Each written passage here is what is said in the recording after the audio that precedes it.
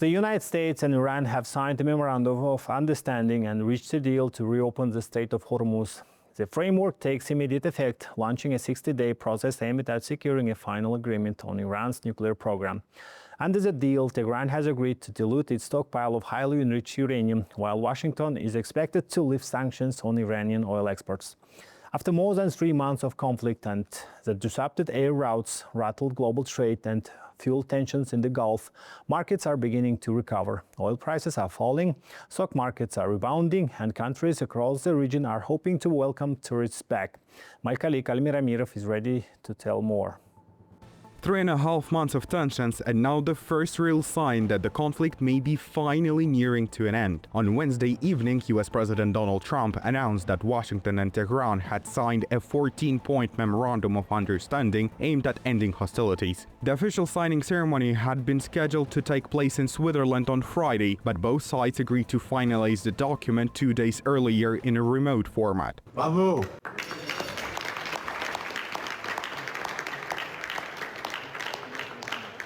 Iran later confirmed the signing. Iranian media released a footage of President Masoud Pezeshkian holding the signed document. Under the memorandum, the parties agreed on immediate and indefinite ceasefire, not only between the United States and Iran, but also in Lebanon, where Israel has been conducting military operations against Hezbollah.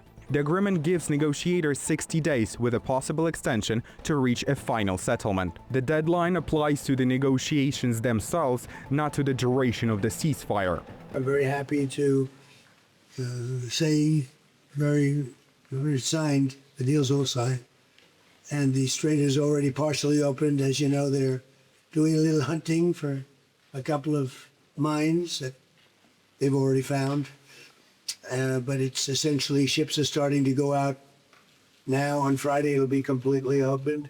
During the 60-day negotiating period, Tehran has committed to ensure the safe and toll-free passage of commercial vessels through the Strait of Hormuz. In return, Washington will immediately grant sanctions waivers for Iranian oil exports and suspend several restrictions for the duration of the talks. According to preliminary agreements, Iran will not pursue nuclear weapons and will begin discussions with the international inspectors on the future of its stockpile of highly enriched uranium. The memorandum further provides for gradual release of frozen Iranian assets, as well as the creation of a reconstruction fund worth at least $300 billion with support from the United States and regional partners. Washington, however, has clarified that it will not contribute financially to the fund, and the decisions on it will be agreed on later. The aim was to reach a memorandum of understanding on these issues and then negotiations to continue for 60 days in order to achieve a final agreement. Under the final agreement, decisions will be made on nuclear-related issues and the lifting of sanctions, and we will reach a comprehensive final settlement.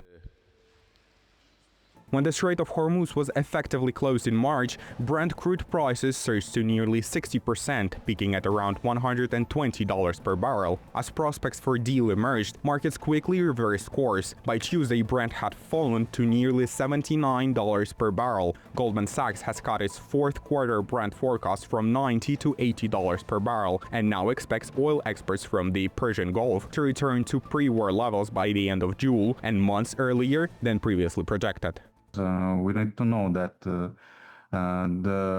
production and the demand have seriously dropped since the beginning of the crisis, as well as I checked the OPEC bulletin for the previous month.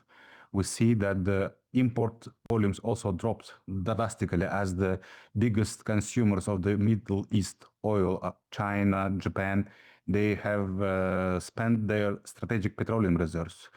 So it will take at least 6 months to establish and to return to the pre-war levels. Oil, however, is not the only sector affected by the conflict. According to the World Travel and Tourism Council, the crisis has been costing the Middle East's tourism industry roughly $600 million per day. Now, as tensions ease, airlines are gradually restoring routes across the region. For example, Kazakhstan's national carrier has announced plans to resume flights to the United Arab Emirates in phases later this month. Yet one key question remains: is this a lasting peace? We just need to wait and see what this 60-day period brings when we have more details And quite frankly, this is such a complicated issue. There's so many angles to deal with. There's so many moving parts to this that I wonder if 60 days are going to be enough. And I think that that's why in the MOU, there is a section that says that, the period of negotiations could be extended.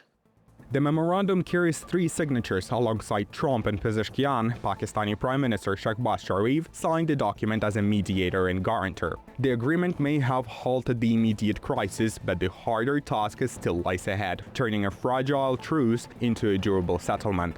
Almir Amirov, New Time.